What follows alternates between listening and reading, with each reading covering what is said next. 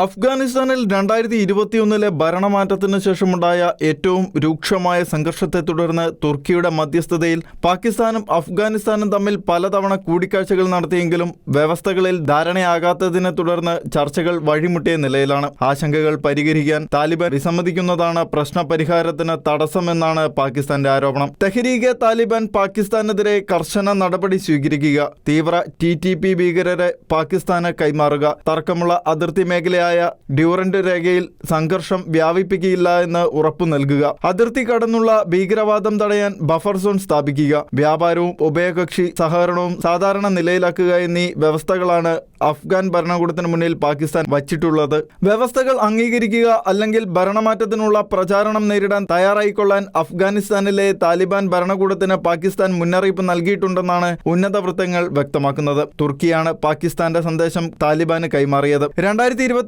അഫ്ഗാനിസ്ഥാന്റെ ഭരണം താലിബാൻ പിടിച്ച ശേഷമാണ് പാകിസ്ഥാനുമായുള്ള ബന്ധത്തിൽ ഉലച്ചിലുണ്ടായത്. അതിർത്തിയിൽ സംഘർഷം രൂക്ഷമായതോടെ അഫ്ഗാനിസ്ഥാനിൽ പാകിസ്ഥാൻ വ്യോമാക്രമണം നടത്തിയിരുന്നു. ഇതേ തുടർന്ന് അഫ്ഗാൻ സേനയും തിരിച്ചടിച്ചു. ഏറ്റുമുട്ടലിൽ നിരവധി പേർ കൊല്ലപ്പെടുകയും നൂറുകണക്കിന് ആളുകൾക്ക് പരിക്കേൽക്കുകയും ചെയ്തു. പാകിസ്ഥാനെ എതിർക്കുകയും പതിവായി ആക്രമണങ്ങൾ നടത്തുകയും ചെയ്യുന്ന തെഹ്രീകെ താലിബാൻ പാകിസ്ഥാനെതിരെ നടപടിയെടുക്കാൻ താലിബാൻ സ്ഥിരമായി വിസമ്മതിക്കുകയാണെന്ന് പാകിസ്ഥാൻ ആരോപിച്ചു. അഫ്ഗാനിസ്ഥാന്റെ മുൻ പ്രസിഡന്റുമാരായ Hamid Karzai, Ashraf Ghani, northern resistance front നേതാവ് അഹമ്മദ് മസൂദ്, മുൻ vice president Abdul Rashid Dostum, Afghanistan freedom front നേതാക്കൾ തുടങ്ങി പ്രമുഖരായ നിരവധി അഫ്ഗാൻ ജനാധിപത്യ പ്രതിപക്ഷ നേതാക്കളുമായി പാകിസ്ഥാൻ രഹസ്യാന്വേഷണ വിഭാഗം ആശയവിനിമയം നടത്തിയെന്നാണ് വിവരം. താലിബാനെ പതിറ്റാണ്ടുകളായി പിന്തുണച്ചിരുന്ന പാകിസ്ഥാൻ അഫ്ഗാനിൽ ഭരണം തിരിച്ചുപിടിക്കുന്നതിനും അവർക്ക് സജീവമായി സഹായങ്ങൾ നൽകിയിരുന്നു. താലിബാൻ ഇന്ത്യയുമായി ബന്ധം സ്ഥാപിക്കാൻ ശ്രമിച്ചതാണ് പാകിസ്ഥാന്റെ നിലപാട് മാറ്റത്തിന് പിന്നിലെന്നാണ് വിലയിരുത്തൽ.